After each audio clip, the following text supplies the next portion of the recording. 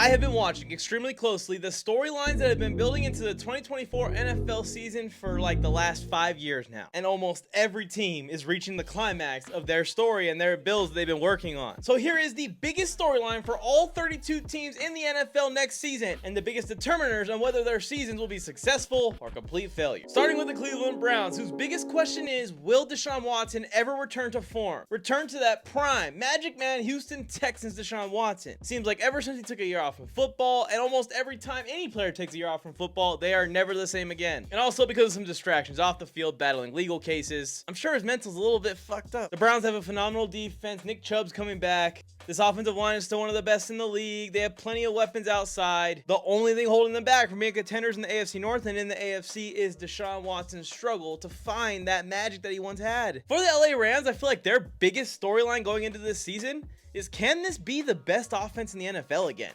Cooper Kupp's going to be healthy. Puka Nakua's going to be healthy. There's probably Blake Corum, who's going to be a 1-2 punch with Kyron Williams. They continue to develop their offensive line. This team is getting really, really good. There's no way the defense will be as good without Aaron Donald. But if the Rams are balling out in the middle of the season, you think they can convince Aaron Donald to come and try and go on one last run?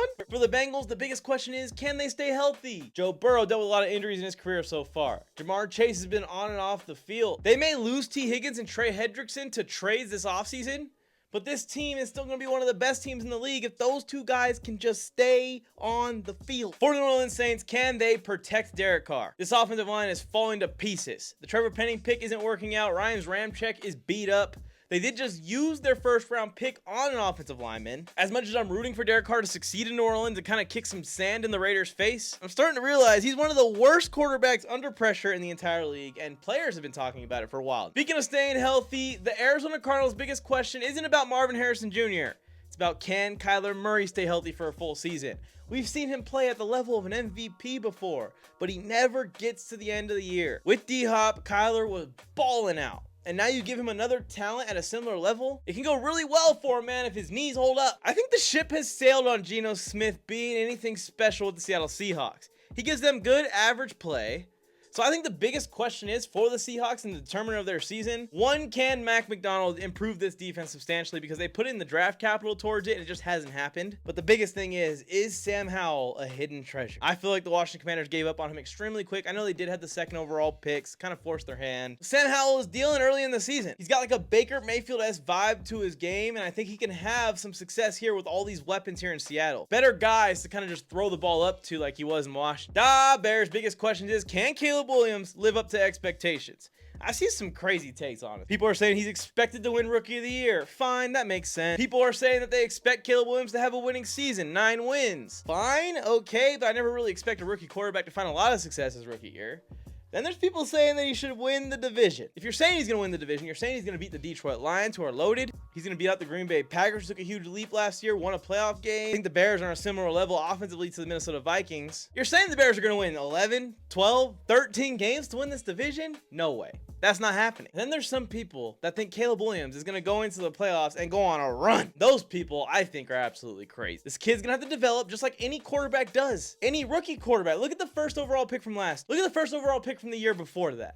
How's the first overall pick from the year before that doing? I mean, how long do we have to go back until we see a first overall pick that won a bunch of games and dominated his rookie year? Even Joe Burrow's rookie year, who dominated, got injured. I think the expectation should be that you see some promise in this. And I don't think, personally, the Bears should have pushed the chips in the way they have. But I do think if you're going to push the chips in, you better do it with receivers like Keenan Allen. He's going to help that development. At very least, Caleb Williams needs to develop, take some time to develop. Keenan Allen assists in that. While he makes $23 million a year. Who's got it better? On to the Denver Broncos, and I think personally Sean Payton's reputation is on the line here with this Bo Nix. Again, not expecting a ton out of a rookie quarterback his first year, especially in this offense where they're going to be run first. They don't really have the receivers to support a rookie quarterback right now. But keep in mind that he used the 12th overall pick on QB6 of the class. Probably because he didn't have a pick for like the rest of the draft. But if this goes south, how long is the Walmart ownership gonna let Sean Payton pick inside the top 15 of the draft? I don't know, man. I think we could be looking at this in 3 years, and if Bo Nix isn't that guy, Sean Payton could be looking for a new job again. On to Washington Commanders, and their biggest storyline of the year is, can Jaden Daniels upset Caleb Williams for Rookie of the Year? And I think he can. I think that he has the best skill set to find immediate success in the league of all the rookie quarterbacks. He stands in the pocket and delivers footballs with accuracy. He has great timing. He can bomb the ball down the field with the big arm, and he can run. I personally would have taken him with the first overall pick. And I think he can beat out Caleb Williams for Rookie of the Year, and that'll be very successful for the Commanders. A huge leap forward at the quarterback position for them. And speaking of taking the leap, the question for the Carolina Panthers with this influx of weapons is, can Bryce Young live up to those first overall patients? I was just talking about it. It just doesn't work out in the first year. But in the second year is usually when you start to see what these guys actually can do. And Bryce Young now has plenty of weapons. Deontay Johnson, Adam Thielen. They just drafted Xavier Legette, who I think is going to be a beast. The Green Bay Packers' biggest question this season isn't the defense. The defense is going to be great. They just picked up Josh Jacobs. They're going to be able to run the ball. The real question is, can Jordan Love take that leap this year to like an MVP count? And if he does, the Packers are going to be NFC contenders. The Houston Texans' biggest question mark is, will they clutch up in the playoff? Stephon Diggs, known for standing there and watching other teams celebrate under confetti, he moves to Houston, who's now in a way better spot than the Bills are, and this team is ready to compete in the AFC, clutching up. CJ Stroud seems like the man for that job. Staying in the South, the Indianapolis Colts' biggest question mark is, can Anthony Richardson smarten up and not run people over? He needs to stay healthy this year. This kid is so talented, especially as a runner of the ball. You put him and Jonathan Taylor in the backfield together, with Mike Pittman out wide, this shit's gonna be brutal. They're going to smash the shit out of everyone. He's got to stay healthy. He's got to. And then for the Jaguars, now with this division loaded, Trevor Lawrence needs to be the generational talent they drafted him to be. He lost Calvin Ridley in replacement with Gabe Davis. I think a downgrade.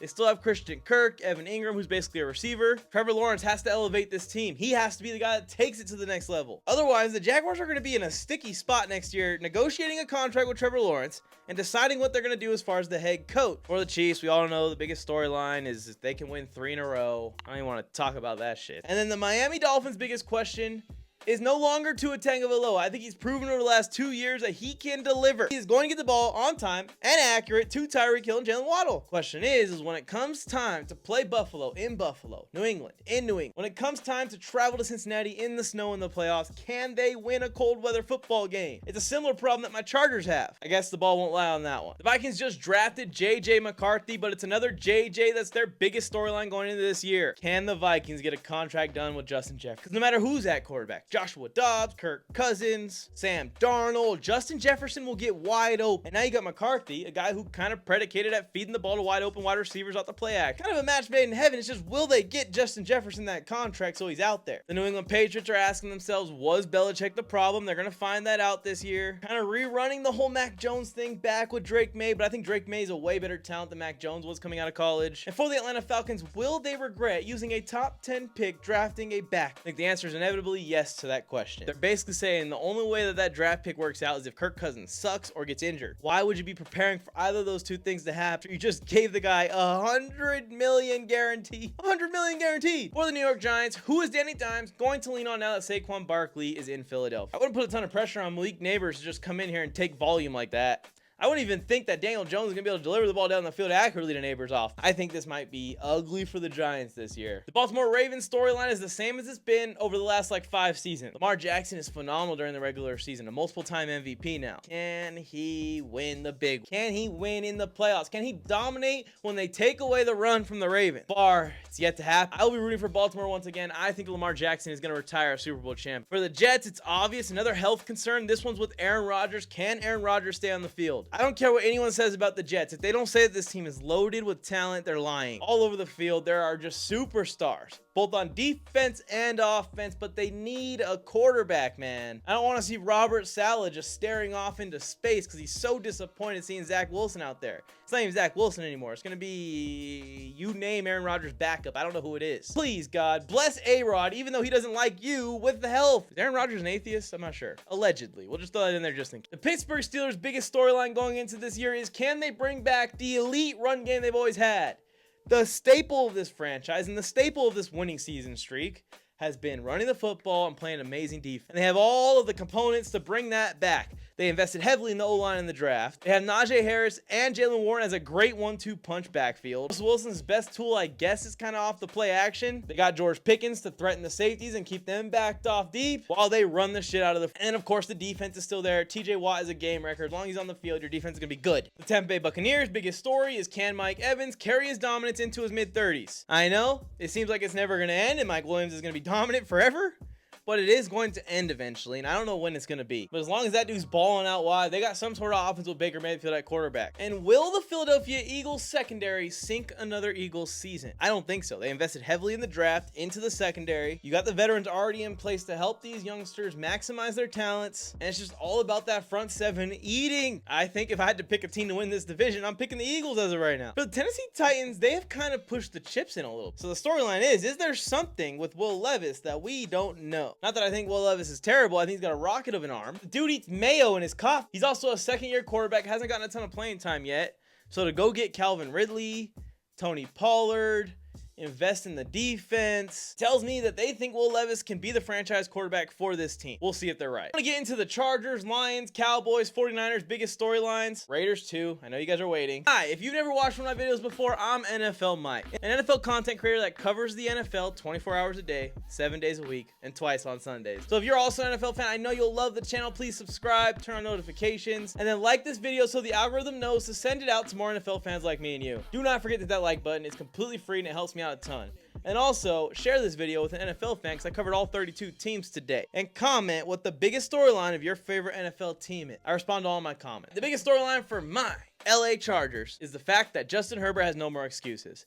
And I don't really look at them as excuses. They're reasons. The Chargers have had one of the worst offensive lines over the last couple of years. They've had one of the worst defenses I've ever seen over the last couple of years. The Chargers have had no rushing attack. Austin Eckler had 400-yard rushing games in Justin Herbert's entire career. Dude has played for 4 full seasons now. Can you believe that? He's out there playing Superman ball, but now he doesn't have to do that anymore. And now they have a well-functioning off. They're putting together a great deep. No more excuses. The Chargers need to be a dominant team, and they need to be a dominant team next season. For the Lions, I feel like the biggest storyline is, will that playoff experience give this team too much overconfidence and kill that kind of underdog mentality? Or will it elevate this team's underdog mentality? Will they take that loss as motivation, as fuel to be even bigger underdogs this year and this time actually wipe the 49ers? This team had that win and they blew the lead. Cannot make the same mistakes. I know you got big balls, Dan, but learn from my guy, Brandon Staley. For the Bills, will Josh Allen be the same with this gutted off? They lost Stephon Diggs, they lost Gabe Davis. He's got the rebuild chemistry with the receivers they are going to have on the field. And you look at what the Houston Texans did.